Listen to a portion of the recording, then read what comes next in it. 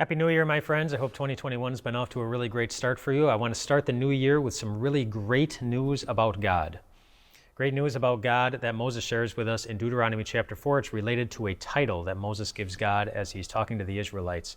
And the good news is this. He says that the Lord is a consuming fire and a very jealous God. Yikes. I don't know if that sounds like good news to most people, that he is a consuming fire and that he's a jealous God. And this is in a section where Moses is talking about idolatry, where he says, don't have any other gods.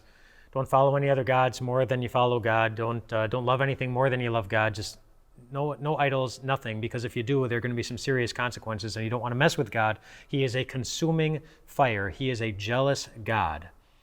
And that sounds really scary, I think, to many people who hear that, but I'll tell you why it's actually good news, that God is a consuming fire and a jealous God when it comes to us following his laws, because he so strongly believes that his laws are good, that the guidance that he gives us in his word is the very best way to go through life. And he so firmly believes that when we go against his laws, when we try to love something, anything more than we love God, we're going to get hurt. I bet your life is proof of that. Mine is too. And sometimes we don't just hurt ourselves, we hurt others around us. And so God is very concerned about us keeping his laws. Not because he's trying to test our obedience, not because he's trying to see if we've been a good little boy or girl this year, but because he's so consumed with guiding you through life. He's so consumed with loving you. He's so consumed with keeping you to the only God who can keep you safe for eternity.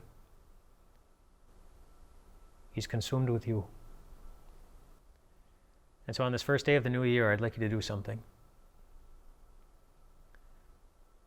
Take some time today and repent. I know that's a serious word. It's a big word. It doesn't often make us feel good, but it basically means just look back in the last year and evaluate honestly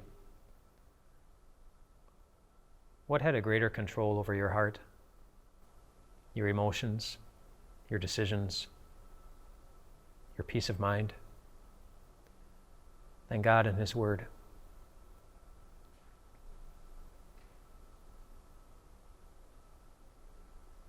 Can you think of something? Maybe many somethings. If you can, then remember how consumed God was with forgiving it. How hard it was for Jesus to hang on a cross as he begged for the forgiveness of those who nailed him to it. But remember that he did. Remember that the sacrifice was made. Remember that Easter morning happened, which means the sacrifice was accepted. Remember how consumed God is with loving you, with guiding you, with being there for you, and never failing to love you, no matter what it would cost him. Remember that this year, and it'll be a good year, no matter what else happens. Then you will be able to rest well tonight and every night, my friends, remembering that God is consumed with guiding and loving every one of his redeemed children.